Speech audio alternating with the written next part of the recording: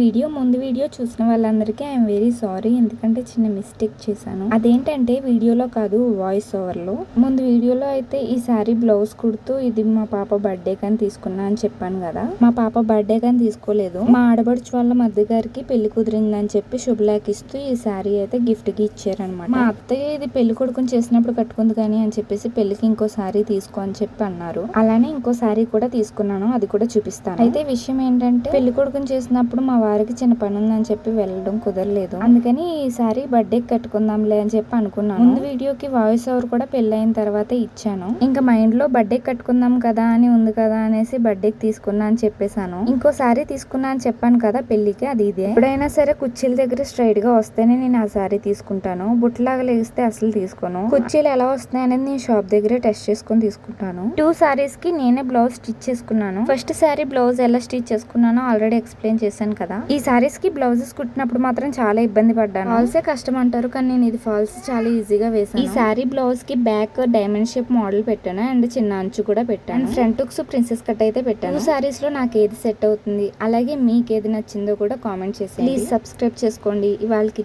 Bye.